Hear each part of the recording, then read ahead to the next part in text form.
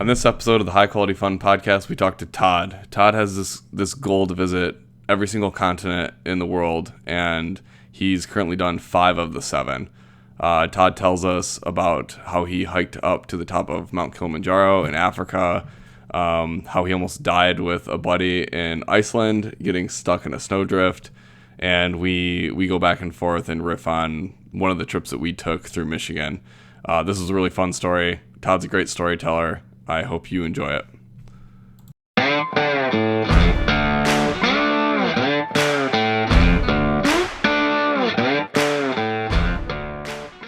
Hey everybody, welcome to the High Quality Fun podcast. Today we have Todd on. Todd and I used to work together at Ford Motor Company. We've both since left there. How you doing today, Todd? Pretty good, pretty well. How about you? I'm doing all right. I'm a little hungover. Had a work event yesterday, and got a hotel down in Ohio, and had a little bit too much fun on the company's dime. That's the best time to do it. Yeah, I got a little whiskey here, so this will probably. That's not a little bit of whiskey, man. That's a lot of whiskey. There's some Vernors in here too. All right. But yeah, so we're gonna talk about some of your travels. You've kind of been around the world, and before this episode, you were telling me about one of your travel goals.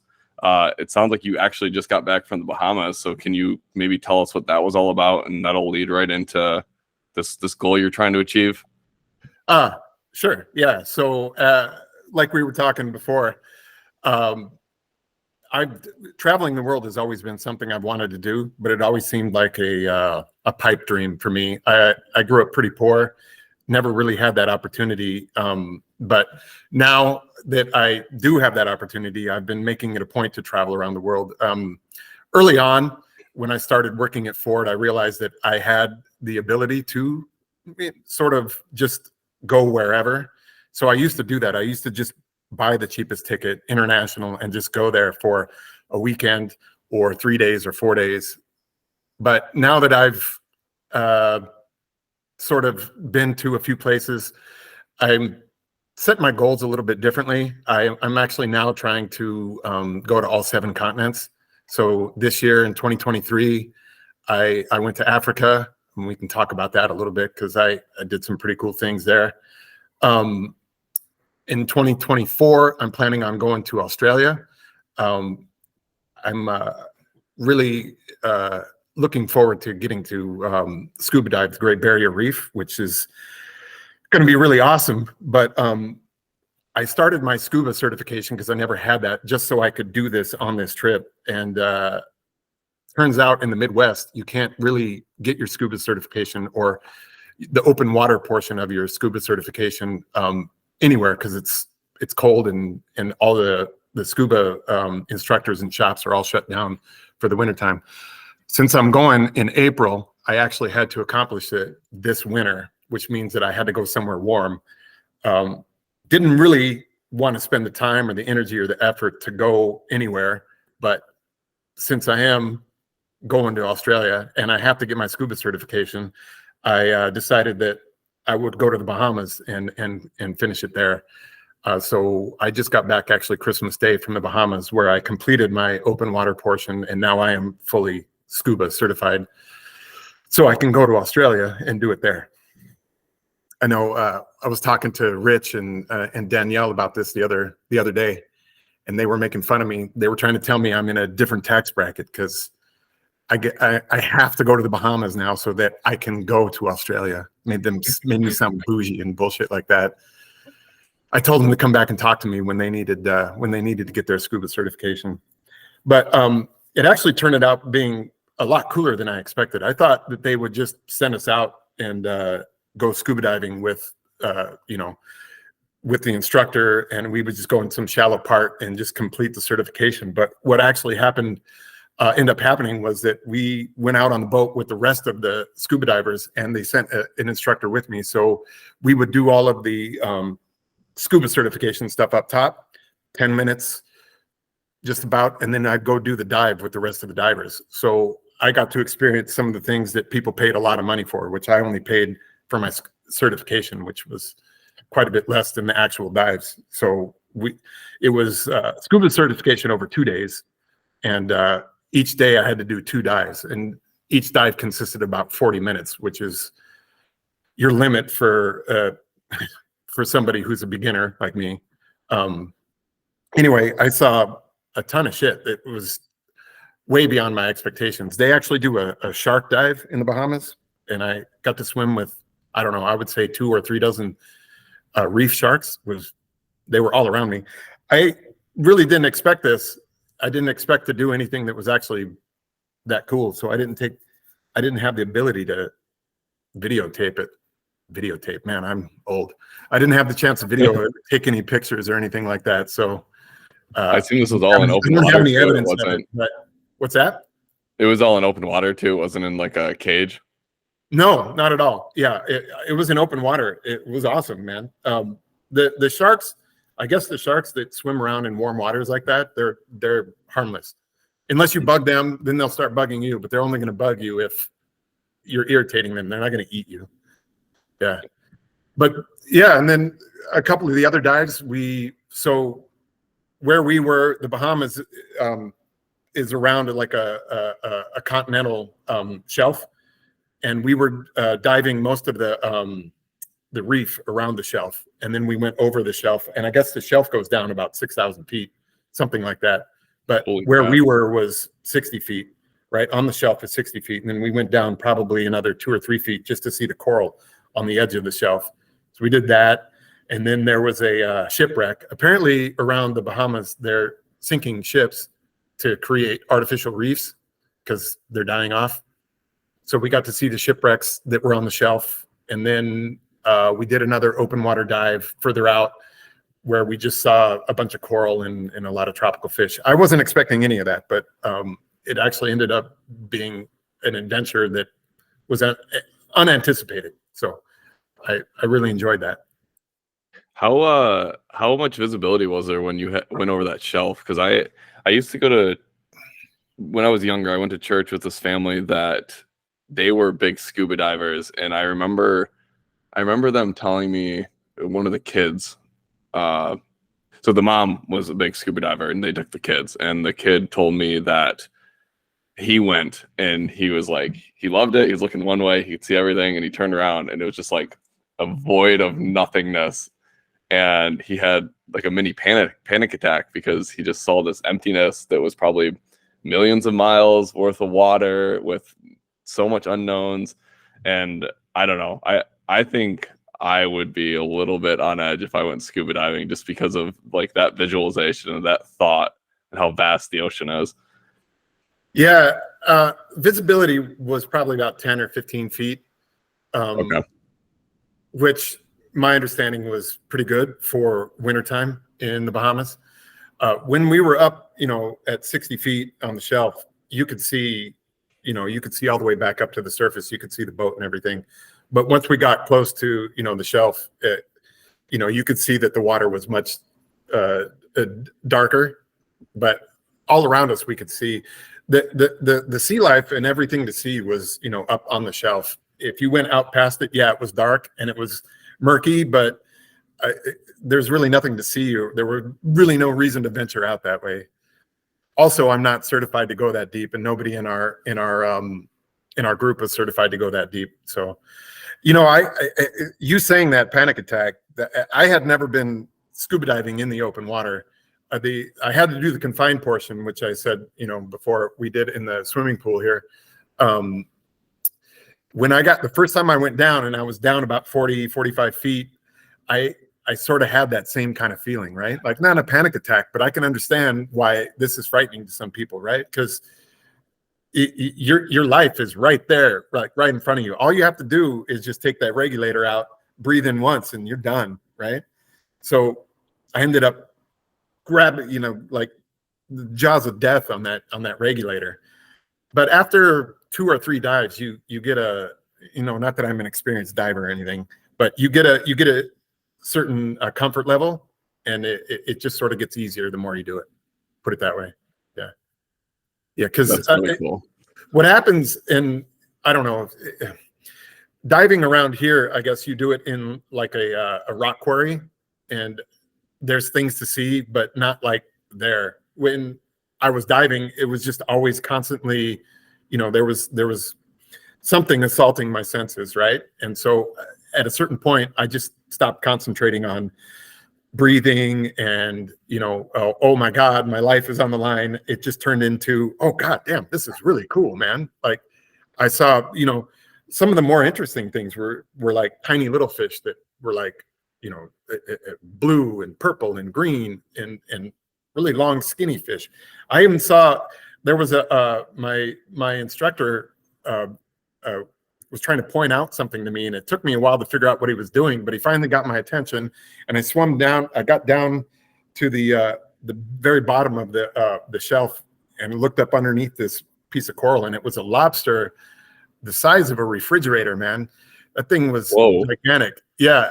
I'd never seen anything like that. And I didn't realize lobster could get that big. But when I got back up topside, everybody was telling me, oh yeah, that's the wily old lobster, because he's never been caught. But as long as they can, they'll grow. They'll just keep growing until they just can't grow anymore. And they get gigantic. Yeah. I wonder if you can eat them when they're that big, because you never ever see lobster that big in tanks or anything.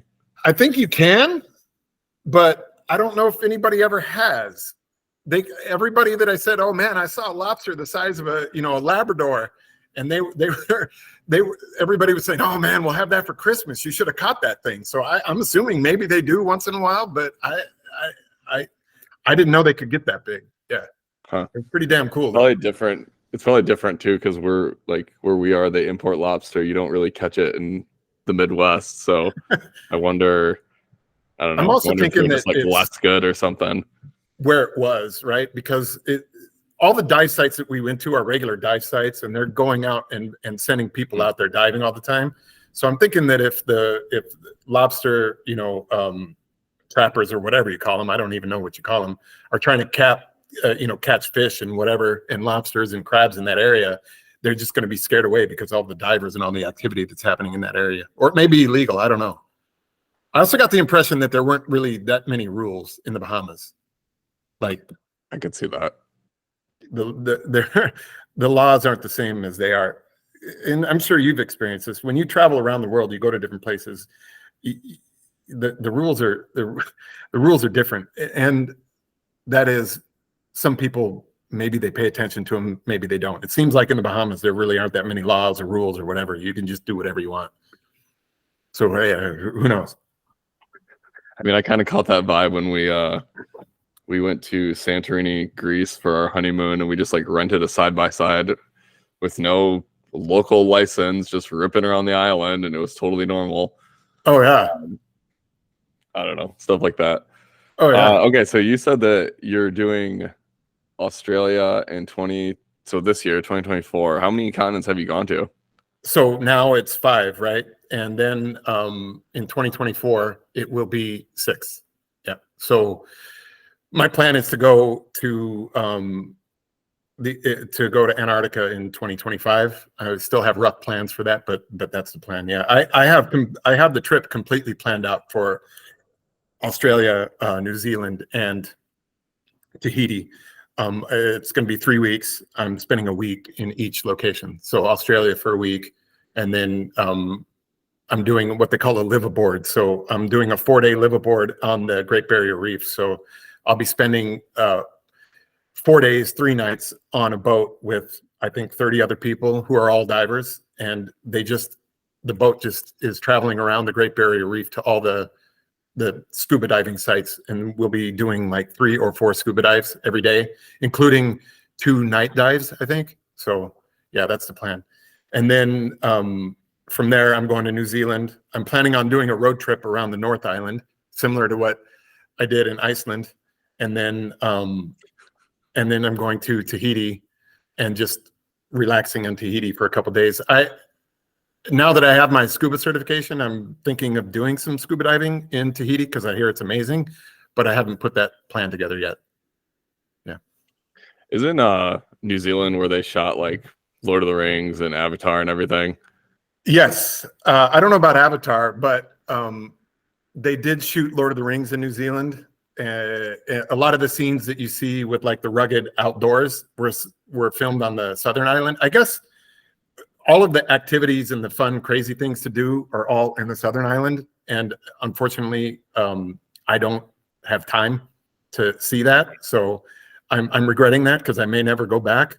But I am going to Hobbiton. It wasn't really a plan of mine to go to Hobbiton because I could care less, but it's on my it's along the route, put it that way. So I'm going to stop and check it out. Yeah, and which is in the Northern Ireland. Yeah. You guys can't tell, but Todd's a pretty giant person, so he'll be like Gandalf hunting through that place. I'm not giant. I'm just a little bit taller than most people. Okay, so perfect transition. You mentioned Ireland, or not Ireland, Iceland, and I know that this is a very funny story that I don't remember all the details to. So let's just dive right into that. Yeah. Todd went and traveled there with one of our buddies, and I think most of the time you're traveling with people that we used to work with. I don't know if you're going out with them to Australia or anything, but was it just you and Brett when you went to Iceland? Yeah, 2018, July of 2018, Brett and I went to Iceland. I've never been there before, so I wanted to see it. It was someplace that I've always wanted to go. So it seemed like everyone was going there at this time. Like I think there was a cheap flight that could get you there, and I don't even know if that exists anymore. Wow Airlines, do you remember that? I remember the name. So Wow Airlines was a Icelandic airline that went out of business because I think their eyes were too big for their belly, but they were giving cheap flights to Europe as long as you had a layover in Iceland, right? But if you wanted to fly to Iceland, man, you could for really cheap, but you had to go to Chicago, I think, to get on WoW. Yeah, I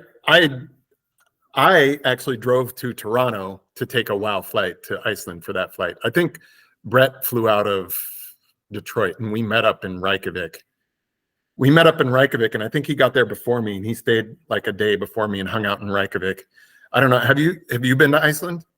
No, I haven't. Yeah. Reykjavik, I understand why WoW went out of business. They were offering like 2-day layovers just so you could visit Reykjavik. And to be honest, like, I don't want to poo-poo ever traveling the world, but like Reykjavik, you spend like a day there and that's good. You can see the whole city. There's really not much to do there. And Iceland is really expensive. It is incredibly expensive.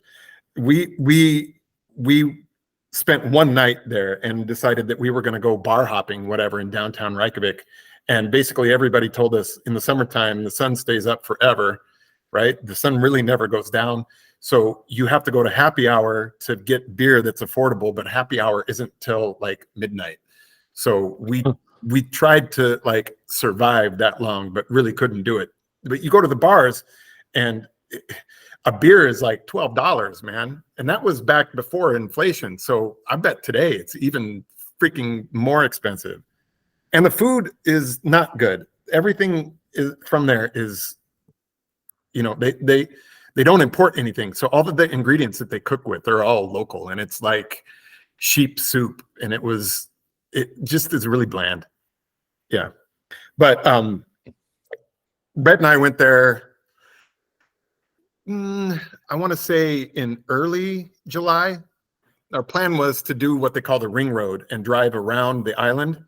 If you want to go into the interior of the island, you really need a hardcore 4x4. And just like everything else, renting a 4x4 in Iceland is stupid expensive. So we rented what we got, what we could afford. And it was just a little all-wheel drive. I think it was a Fiat Panda, which is, they don't sell those in the United States, but it's a tiny little vehicle. And they said it was off-road capable, but it was barely off-road capable. We set out from Reykjavik and went on the ring road. We went counterclockwise, I guess. Just seeing the sites that we could along the coastline and that we could with the paved roads. Turns out that you can't really do that all on paved roads. It was stupid, insane. One of the hills that we climbed was all a dirt road, and to save money, you actually rent a car. People don't really want to drive manuals, but they still sell manuals in Iceland for some reason. So you can save money if you know how to drive a manual and rent a manual in Iceland. This hill that we were going up was, it wasn't even that steep, but this car was so underpowered that we were in first gear, just doing like 30 miles an hour up this slope just to get up it. And this is part of the ring road where Google told us to go. And it was just this stupid, like loose gravel dirt road up a hill. I thought we were going to go off the side 2 or 3 times in first gear at 30 miles an hour. It was insane, but luckily we survived. I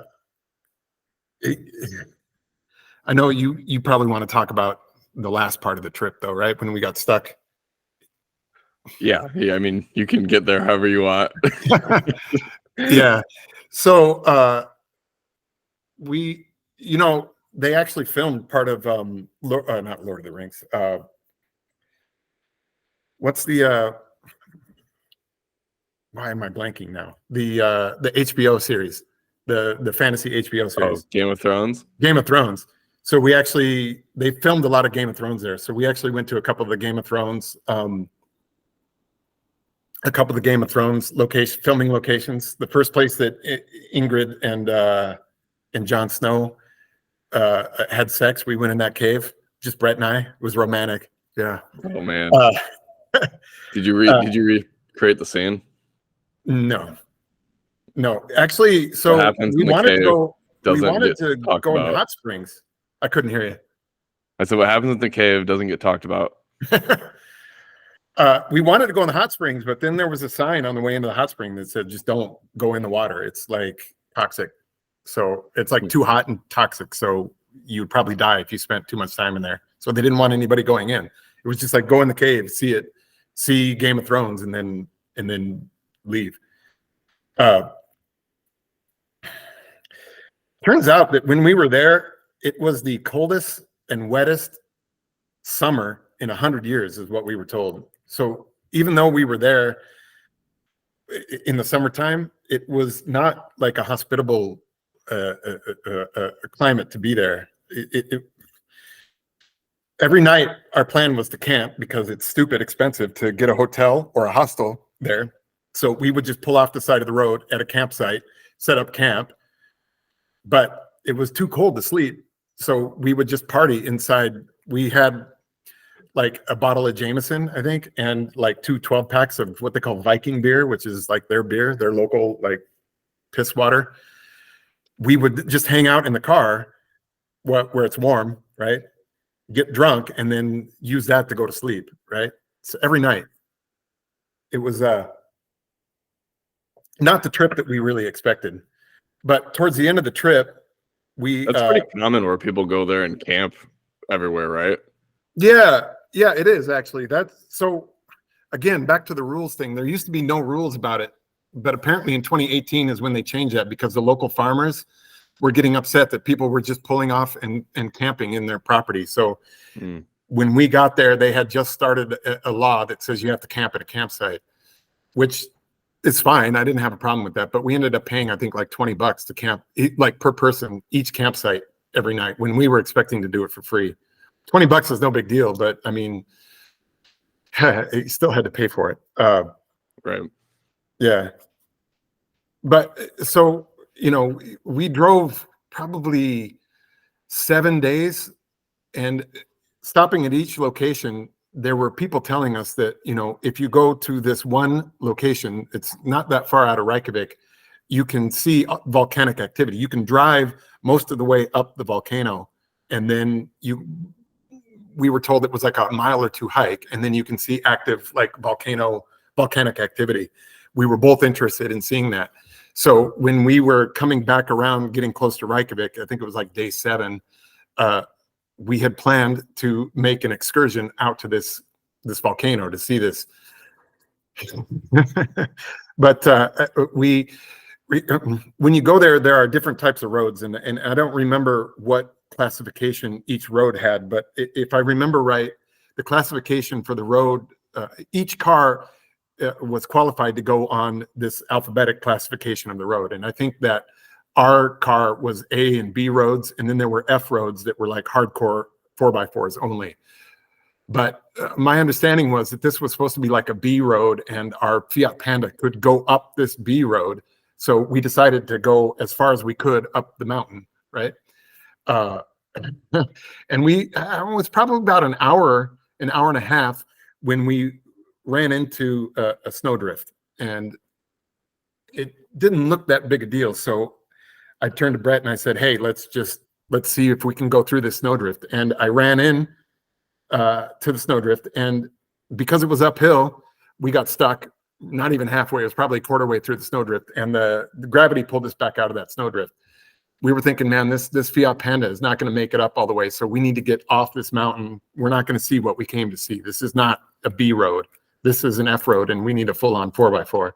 So we turned around, and as we turned around, we found this fork in the road, and we thought that this would maybe be another road that wasn't covered in snow, and we could get to the top.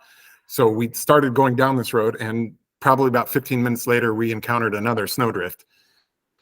And Brett was trying to warn me. He's like, don't do this. And I said, well, let's see what it's like. I just want to do this. So we went into the snowdrift. This one didn't happen to be uphill, so gravity wasn't helping us, and we got stuck.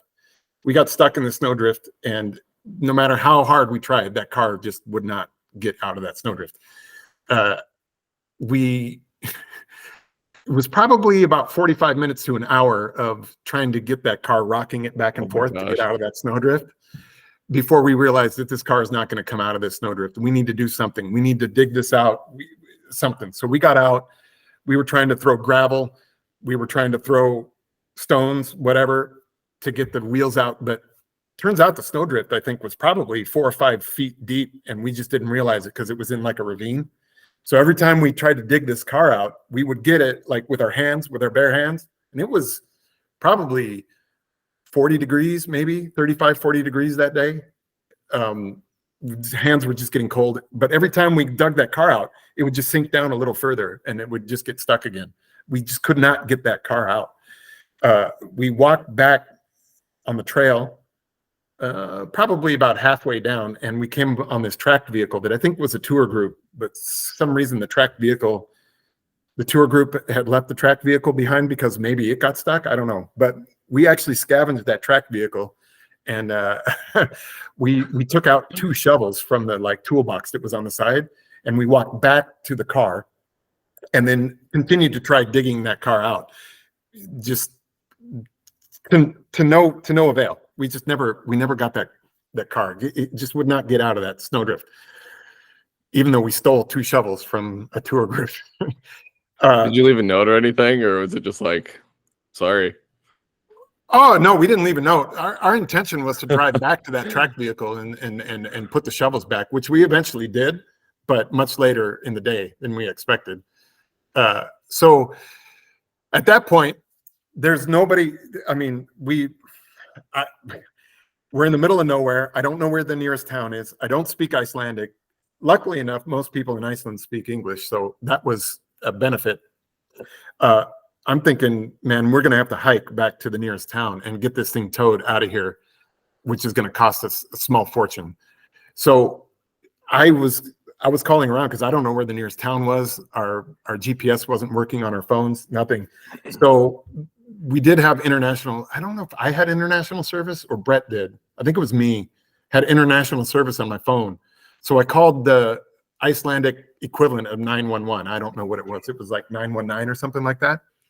And the operator answered. I said, "Do you speak English?" And she said, "Yes." I said, "Okay, great. I think we need a tow truck to come get us." And of course, the next question out of her mouth was, "Where are you?"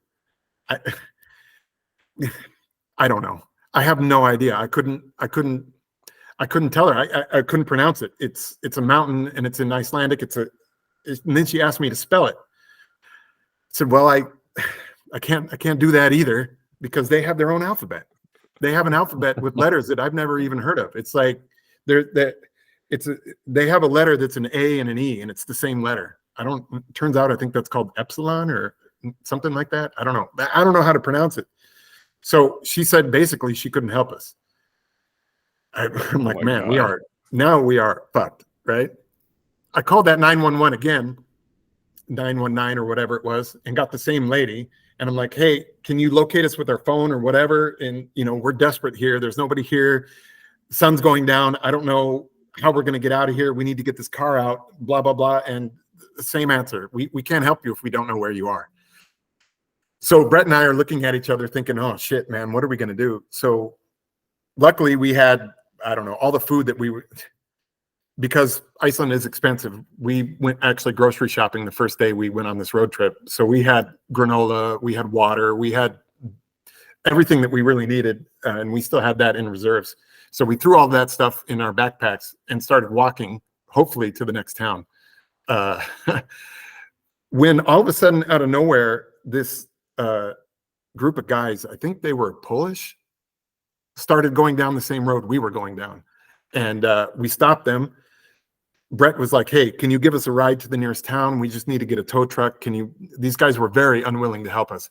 And we suspected, and we don't know, they weren't speaking English, but we suspected that they were making fun of us because we were stupid American tourists, right? Who got our car stuck in a snowdrift like a bunch of idiots, right? We were talking to them for probably 5 or 10 minutes. It seemed like a lifetime, but they were reluctant to help us. They would not help us, but they were in a Honda or something like that was all-wheel drive. Wasn't much more capable than our Fiat, but they thought so. And they went through the same snowdrift and they got stuck, right? Oh. So they got stuck in that snowdrift. And now we were like making fun of them, right? Brett and I were like, yeah, stupid Polish tourists. But they were thinking the same thing that we were thinking, right? You can dig it out. I think we tried to help them dig out that car for, I don't know, 45 minutes, and they never got their car dug out. And we're like, hey, we're walking to the next town, and you guys want to walk? You can go with us. And we started walking, and we came up on a German couple. 3 or 4 hours, Brett and I were trying to dig that car out, and we didn't run into anybody. And all of a sudden now, 3 or 4 hours later, there's 2 people that, 2 separate parties that come up. The second party had a Toyota. I don't know. They don't sell them here. I think it's a Land Cruiser. It was like a diesel Land Cruiser. It's like a lot like a Wrangler, but it had a diesel engine in it. A full-on 4x4. So at this point, I think those guys and Brett and I decided, hey, we're going to try and actually complete this trip. Maybe if this couple can get us out, we're going to try and actually go to the top of the mountain. I don't know why we decided this, but that couple pulled us through that snowdrift, didn't pull us out. They pulled us through, and then they pulled the guys in the Hyundai through the snowdrift. And then us group, like we had a wagon train, got to another snowdrift and actually got stuck again in a snowdrift, right? And those Polish guys thought that they could get through that snowdrift and got stuck in that snowdrift, right? And then the German couple, that's when we decided, no, we're not doing this anymore. So that German couple pulled us out of that snowdrift, right? And they pulled the other guys out of that snowdrift, and we turned around and went back through the original snowdrift that we got stuck in, and then got stuck again. And then that German couple had to pull us through, and then pull the other guys through. And then by that time we had decided that we're done with this. So we went back down, and I think we found the nearest hot spring, and just got drunk and stayed in that hot spring. So just to relax. Yeah. Oh my God, that's brutal. Yeah, now I can talk about it as if it's funny, but back then, man, I thought we were stranded in the middle of nowhere and we were gonna die. We were gonna die without any food or water or anything. Yeah. Oh my gosh. Yeah, I don't think I heard the full length of that story. I think you told me about it briefly, but Jesus. I truncate it because the long form isn't as funny as the short form, where it just could not explain to those people on the phone where we were, what we were doing, how we got there, why we were there. And then they asked us to spell it, and I just can't do that. I have no idea. To this day, I still couldn't tell you where I got stuck, what the name of that place is. It's something or another. You'd have to look at it on a map and then try to pronounce it, because you can't. You just can't. Icelandic language is very difficult. It's very difficult. Yeah. How was that like the tail end of the trip? So you just pretty much went to the hot spring? Yeah, that was the last day. As a matter of fact, I was thinking that if we weren't going to get off that mountain, because both of our flights were the very next day, so we were going to drive into Reykjavik, stay the night at a hostel, and then get up and turn the car in and fly out of there. But I was thinking, oh shit, man, we're going to be stuck on the side of this mountain all night, and we're going to miss our flights. And work is not going to let me take all that time off. And I don't know, I'm not going to be able to afford getting this car towed out of here. I'm not going to be able to afford, getting a new flight and all that. Yeah, man, I was panicking. I was definitely panicking. Yeah. But I mean, I wish we would have seen what there was to see at the top of that mountain, but I'm glad that, it didn't turn out to be the disaster that it could have been. Yeah. I would definitely be panicking at that point. That's like several hours of desperation. How was calm and collected Brett doing? Because he's normally level-headed with everything, but I bet he was shitting bricks as well. He was his normal cool and collected self. But it was pretty much my fault that we got stuck in there, right? Because I looked at him before we did that snowdrift. I was like, "Hey, man, do you want to do this or not?" And I'm looking at him, and he's doing this. Before he could even say no, I just put the car in gear and went, right? So the whole time I'm like, "Man, Brett, I'm sorry, man. I'm sorry. I owe you." He's like, "I owe you a beer. I owe you several beers for this." But when he was trying to convince those guys to help us, out, I could tell there was a little bit of a exasperation in his voice, because he's like, "Man, we're stuck. We just don't have anything." I've never seen Brett in that mode before, but other than that, man, he was pretty calm and collected, and he never really blamed me. We got to the bar later the next day or whatever, and I'm like, "Man, here's that beer," and he's like, "Man, you don't owe me anything." I was like, "Yeah, dude, that was my fault. That was just me being the stupid, hasty person that I am, like, leaping before I look, which is what I normally do." To this day, he still doesn't blame me. So that's wild. Yeah. Yeah. So we can transition from there. I know that in your travels you went over to Japan and climbed Mount Kilimanjaro, and I just think that's a cool story. Mount Fuji in Japan. Mount Fuji, yeah. That's what it was. Yeah. Where's you Mount want to talk about Mount Fuji? Where's Mount Kilimanjaro? Kilimanjaro is in Tanzania. It's in Africa. You did that one too, right? I did Kilimanjaro this year. In 2017, we did a friends trip to Japan and did Mount Fuji. Yeah. I don't know, whatever one you want to talk about. I think they're both really cool. I didn't hear about the Kilimanjaro one, and I heard briefly about Fuji. Mount Fuji is well, at the time it was difficult, right? But I think it's 12,000 feet and change, so it's really not a difficult mountain. There's really no skills that you need to do, but if you ever get the chance to do it, it was actually really cool. I could tell you about it briefly. You can do it in a day and come back down, but apparently there's like I don't remember what it's called. I should look this up, but there's a name for the journey that you do. Every good Japanese in good Shinto standing, I guess, is encouraged to climb Mount Fuji and see the sunrise from the top. Mm-hmm. So we kind of did it in that fashion. You climb up, you do about 3/4 of the way. You stay in a hut with, I don't know, 200-300 other people in this hut. And then they wake you up at the crack of dawn, and you climb the last quarter portion to watch the sunrise. And then you come back down. It's not a very challenging climb.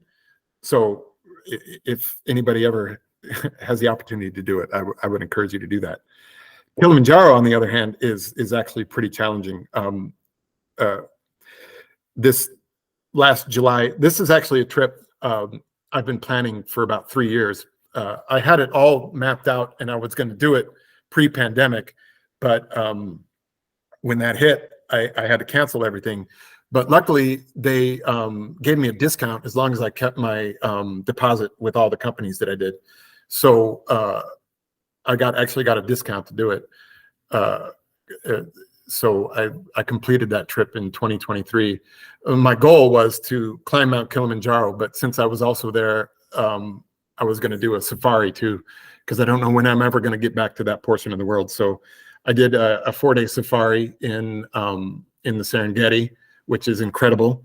And then after that, I did a 6-day trek up Mount Kilimanjaro. You can do Mount Kilimanjaro in 5 days, but because the altitude is so high, they recommend that you do it longer. So I did the 6-day trek, which is still, they say, is pushing it.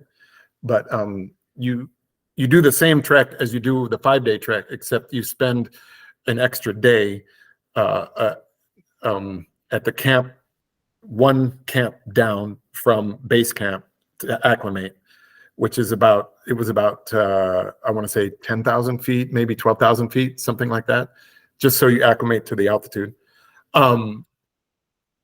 Yeah, so I did it by Did you just myself. hire a guide? Did you just hire a guide for that? Because it's a little baffling to me that you can just kind of jump in without any like mountaineering experience.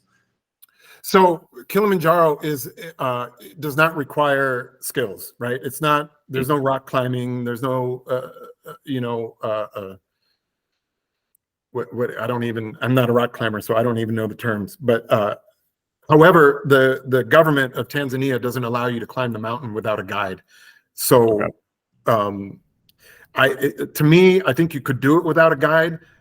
Now that I've done it, you can do it without a guide, but I think they require that because it's a huge tourism boom for them. So you hire a guide, but that comes with a whole lot of things. For every person that goes up that mountain, you need 3 porters and a cook, right?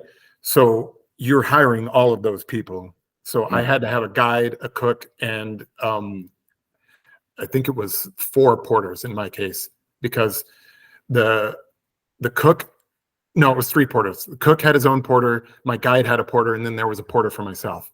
So, so our group was 5 people, even though it was just me climbing the mountain. And it's really weird. There's this culture, like this service culture. The guide and the cook were the only 2 that actually climbed the mountain next to me. There was actually a whole nother trail that the porters were, and they traveled this other trail because they didn't want to be seen, or it was like part of the service culture that you don't see the help. It was really bizarre to me. Anyway, you start the trek. Day 1, I think it was about 3 miles that you hike. Every day you climb about 1,000 kilometers vertical, but every day was pretty much easy until you summit. So you stay at a camp. I stayed at a camp with a bunch of other people. Turns out they were doing the same route. There are, if I back up, there are probably 5 or 6 routes that you can take to get to the top of Kilimanjaro. The one I took is the oldest and the most popular route, also the cheapest. So that's why I took it. So you stay at a camp with a bunch of other people who are also doing this same route. And I can't remember what the route was called, but the nickname for it is the Coca-Cola route because it's popular and everybody takes it. Usually American tourists take it. Everybody else doing the Coca-Cola route stays in the same camp. You get fed the same food and everything. So we got to the first camp, right? Stay the night. It's in a bunk. Then you climb, which was mostly through a jungle, which is actually really cool. We saw monkeys. There's local antelope. It's like their deer. They call it dick. That was really cool. We saw one of those. And then we got to the second camp. When you do the second camp, you come out in what they call the highlands, grasslands or something like that. So less wildlife, but you're still climbing about 1,000 kilometers. And then you get to the next camp. And then that camp is the one where we stayed. I stayed an extra day at that camp to acclimate to the altitude. So we hiked around that area on day 3. And then day 4, you hike from there to base camp through what they call the Alpine Desert, which is basically a desert, but it's really, really cold up there. And then the very next day, you go to bed early, and then they get you up at when did we get up? Was it 4 a.m.? It's either 3 or 4 a.m. because you hike from base camp to the peak, And then once you get to the peak, Kilimanjaro is a volcano, but it's been dormant for like 1,000 years or something like that. So where I was summiting, you have to walk around the crater to get to the actual summit of the mountain. But they do it in the morning so that you can get most of the hike done and come back down and still be in the middle of the day, because you got to come back down. You come back down to base camp, you rest, and then you go back to the next camp down, and all in the same day. So they want to be able to, they get you up early so you can do all of that. But from base camp to what they call, man, I should have wrote this down. I can't remember the name of the Gilman's Point. That's where I got to. So from base camp to Gilman's Point kicked my ass. It was one of the most difficult things I've ever done. It was probably a 4-hour ascent, and it was steep. It was like, I don't even know what the grade is, but it was so steep, and it was just loose gravel. So every step that you took, you slid back down. So it was like 3 steps forward, 2 steps back, 3 steps forward, 2 steps back, 3 steps forward, 2 steps back. And by the time I got to Gilman's Point, man, I had like no energy left.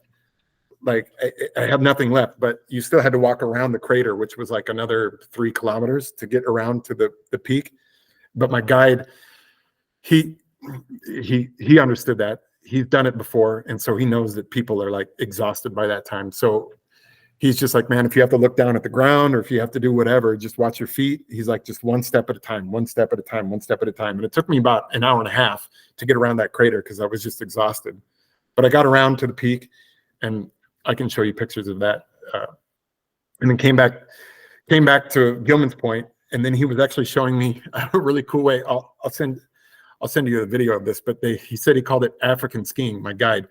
And you come down that loose gravel that was impossible to climb up, but you go down the sheer face of the mountain, and you just sort of kick your heels up as you're going down, and then gravity pulls you all the way down the mountain. So what it took like an hour and a half to 2 hours to go from base camp to Gilman's Point took about 15 minutes to get back down. Yeah, it was a lot of fun. And then you go back down to not the base camp, but the camp before that. And then you go from that camp all the way back to the beginning on day 6. So yeah, it was a hell of an adventure, and probably won't do it again because it kicked my ass. But if you get the opportunity to do Kilimanjaro, I definitely recommend it. Yeah. That's nuts. I told you earlier that we talked to some people who climbed Mount Whitney, and they actually brought their skis up. So they would bring it to the top and then ski down, actually on skis, similar to what you did with your heels. But yeah, similar deal. It kicked their ass. They had like some water struggles, so they were actually hallucinating when they got to the peak and stuff like that. Oh, yeah, man. So there's two other interesting things. They talk about there is a pill you can take that helps you with altitude sickness, but I know a lot of people were asking for it.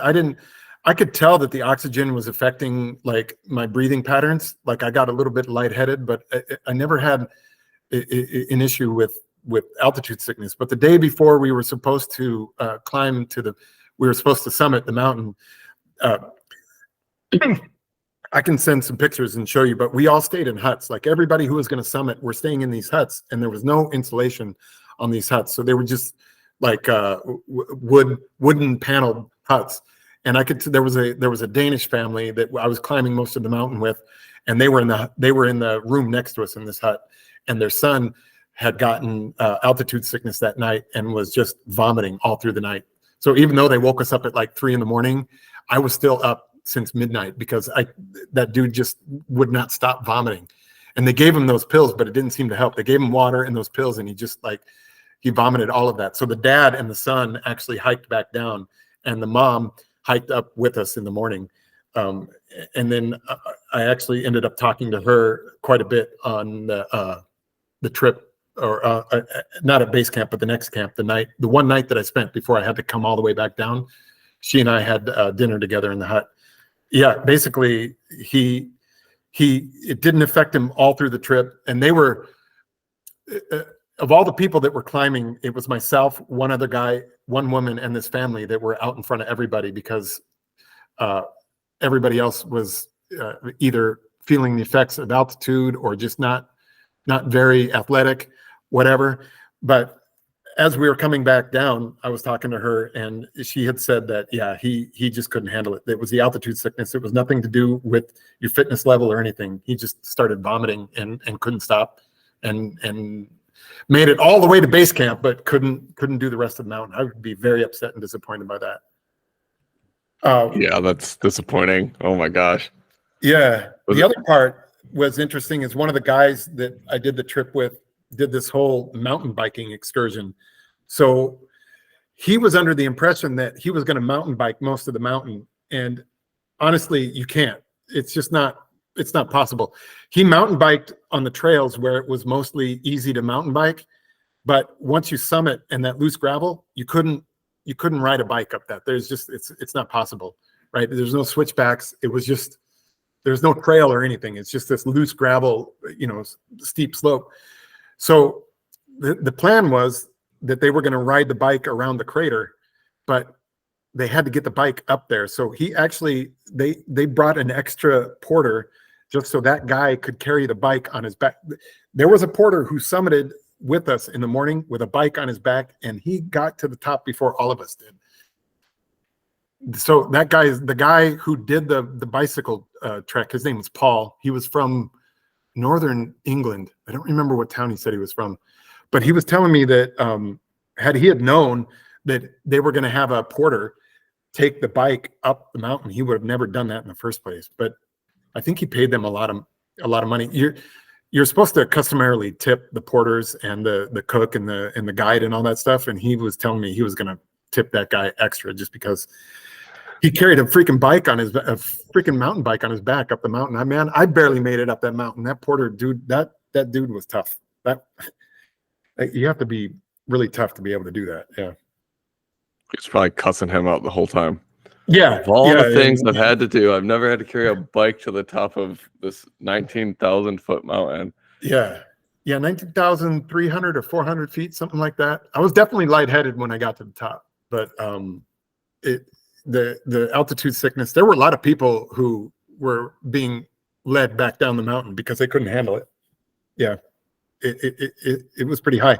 My understanding is that if you go any higher than that, like if you do K2 or Denali or Everest, you actually have to take air with you, like compressed air, because you can't do the rest of it. Like up, what is Everest is almost like 30,000 feet, right?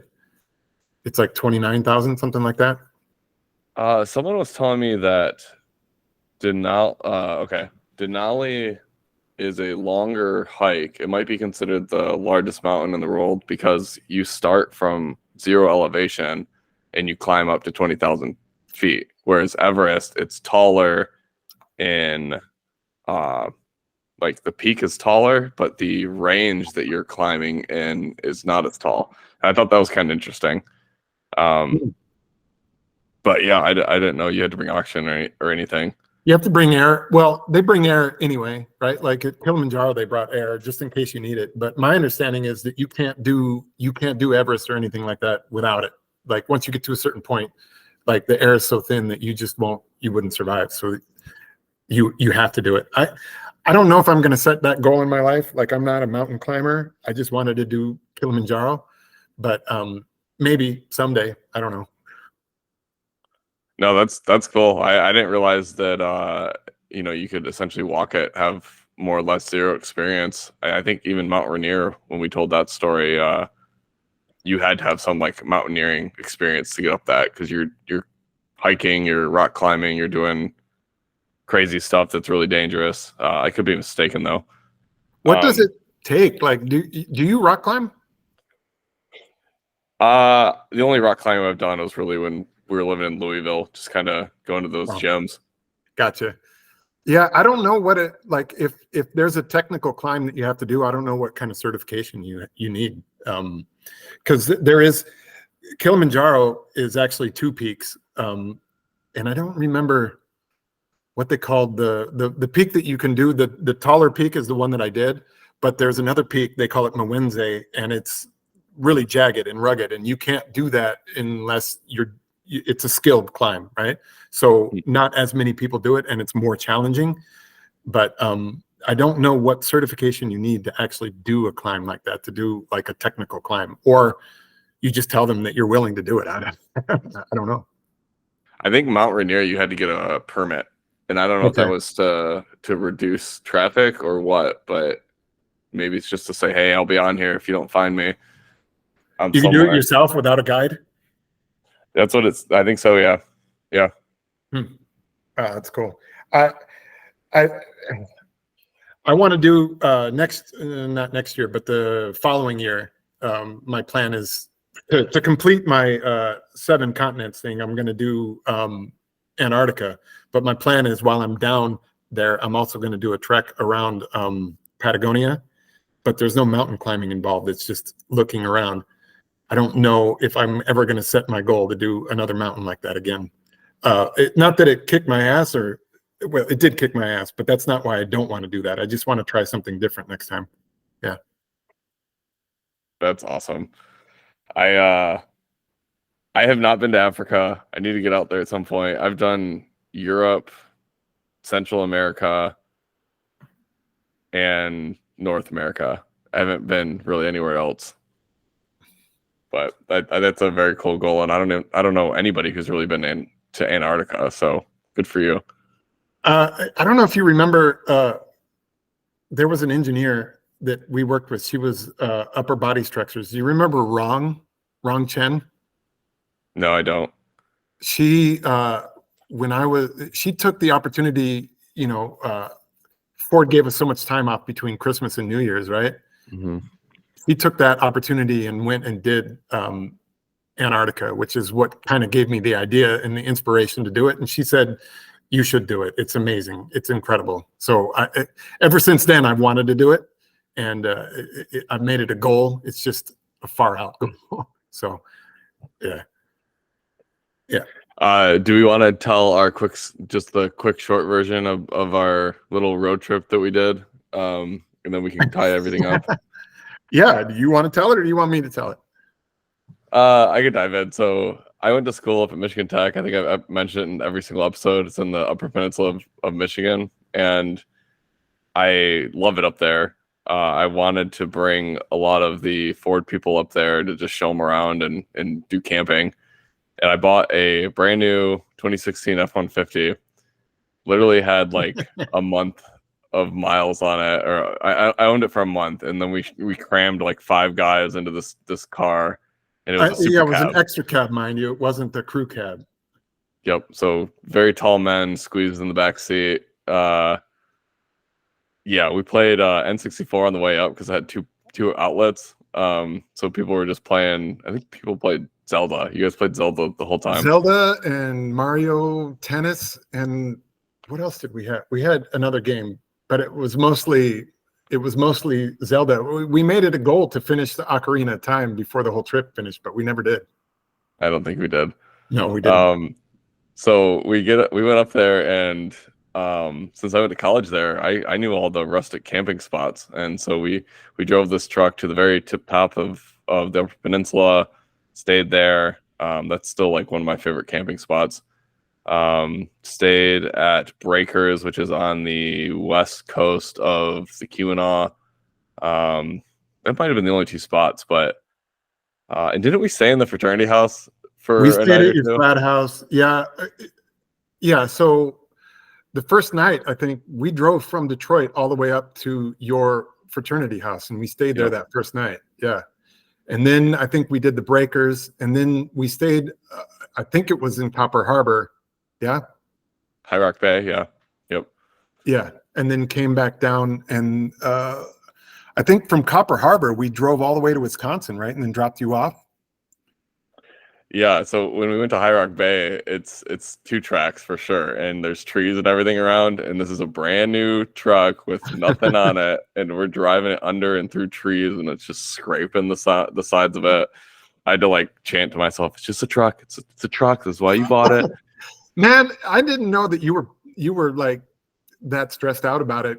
I thought, man, I was like, man, it's a brand new truck and we're doing this huge trip on it. And he's being so cool. You even let us take it without you. You let us take your brand new truck onto the Twin Cities without you. Yeah, I had a bachelor party, and they were going to finish the loop around Lake Michigan. But I was up there with Tim. Tim drove up there just by happenstance. I don't know what the phrase is. Yeah, he camped with us in Copper Harbor, right? He rode in the bed of the truck through the woods to get to that campsite because our truck was already full. So he's just flopping around in the back. I just see him. I don't remember that. Yeah, because we didn't have another spot. But yeah, I just threw you guys the keys. You guys went over to the Twin Cities where you went to college. Yeah. Like, all right, don't break my truck, guys. I'm going to a bachelor party. One of my favorite parts of that story is when we first got to the UP and we stopped at a gas station, and I think we got a 30 rack of Bud Light because, hey, we're camping, we're doing all sorts of crazy stuff, right? We need a lot of beer. So I don't know why we pulled it into the cab, but we were opening that box, maybe putting it in the cooler or whatever, but we had a couple, and they were sitting on the center console, right? And we all got in the car. I think we're loading up. You know, that's what it was. I think Rich was putting beers into the cooler through the window, the back window, right? Because he didn't want to get out and do that. But we had one on the center console, and I think you were driving. You hit the accelerator, and one of them rolled off the center console and hit the seat rail. And I'm like, holy shit, man, this guy's brand new truck. And now we got this beer bursting and spraying all over everything, everywhere. So I rolled the window down in the back, and I hung that beer out the window, and it's spraying everywhere. And we're driving down, and turns out that gas station was right next door to the local cop station. And we got lucky that the cops didn't see us, but we're sitting there with this beer bursting, hanging out like a bunch of idiots in the UP. Yeah, with the beer, spilling out the side of the truck. I was surprised that the cops didn't come over and question what we were doing. That's one of my favorite stories about that trip. Yeah. I probably was freaking out. Like, you son of a bitches are getting so much shit in my truck. Yeah, man. I was surprised that your truck doesn't still smell like beer. We got beer all over that truck. It sprayed everywhere, in the carpet, everything. Yeah. And I was panicking. I've definitely gotten my use out of it. What's that? I definitely have gotten my use out of that thing. Yeah, you still have that truck? Oh, yeah. Yeah, it's probably got a couple 100,000 miles on it now, yeah? I think it's like 130, 140 now. Wow, man. Yeah. Yeah, we rode on to the Twin Cities and spent some time with my friends there, biking around the Twin Cities. I don't know if you've ever been there, but it's a really bikeable city. And when I lived there, I biked everywhere. And you can bike from brewery to brewery. So that was pretty much our goal. We met up with a bunch of my friends, and we biked from brewery to brewery and just got hammered. And then on our way back, we picked you up in Wisconsin, right? And then headed back. Yeah. At the bachelor party. Yeah. I was the last person to leave the bachelor party. And what we did is we went to Wisconsin Dells, and they had a bunch of cabins. So we rented out this cabin. I think we rented out 2, and we all just spunked up at the cabin. That morning, everyone left, and I'm just sitting here outside the cabin that's locked up, waiting for you guys to show up. And I think I was there by myself for an hour, and they just had, we had a bunch of beer left over. I was like, well, screw it. I'll just start drinking. And you guys picked me up, and you guys were so exhausted from driving, from probably hungover from being in the Twin Cities. We were very hungover. I'm just like buzzed and having a great time. It's like, oh, cool. You guys didn't break my truck. You want to drive my drunk, loud ass home? And I think you were like, shut up, Tyler. We all were. Shut up. Well, we were all like really hungover from that beer, from the beer tour that we did, that brewery tour that we did. So we get up the next morning, and we have to drive, 10, 12 hours from the Twin Cities back to Detroit. And I think we picked you up after hour 2 or 3. So we're all road haggard, not just from the whole trip, but also from this particular last leg of it. Right. We picked you up, and you were just like, hey guys, what's up, guys? Hey, you wanna? And we're just like, Tyler, shut up. Yeah. But man, that was a fun trip. I still, I still think about that trip a lot. I had a lot of fun on that trip. Yeah. That was fun, and that was like I don't know, that was an interesting group of people too, wasn't it? It was like five guys that hung out a lot, but didn't hang out that intimately, I guess. And We yeah, hadn't known just each like other a whole lot before that, but we've gotten to be better friends since. Yeah. yeah, yeah, that was a lot of fun. We're gonna be going up there for Bohemia. Um, Oh yeah. you went you went to Bohemia, right?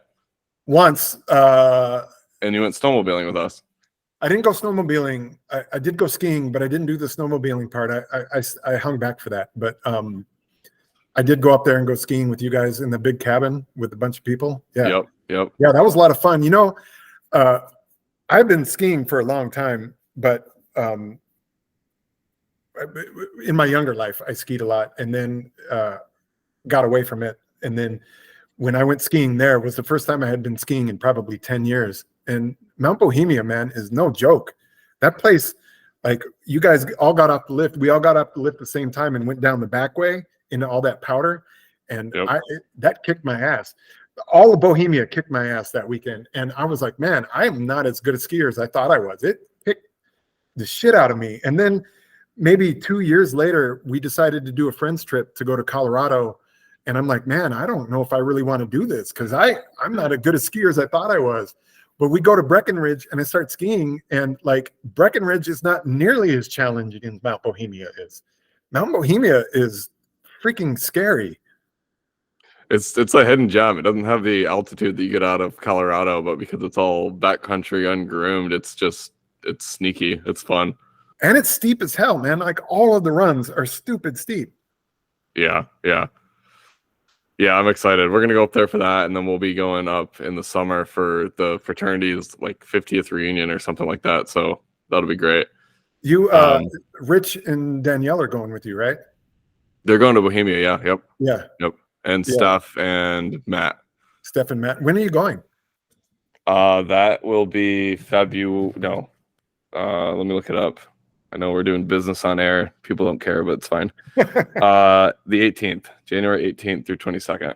Gotcha. That'll be cool, man. That'll be cool. Yeah. Well, cool, man. This was fun. I love hearing these stories. I think that's a very awesome goal that you're trying to achieve, and I know it's taking you a lot of places. Maybe when you complete it, or if we're still doing this in a year, we can have you back on and tell some more stories. Absolutely. Thank you for listening to the High Quality Fun podcast. If you guys enjoyed this show, please give us a follow. And if you have a good story or just want to say hi, feel free to reach out to us on Instagram or YouTube. Thanks for listening.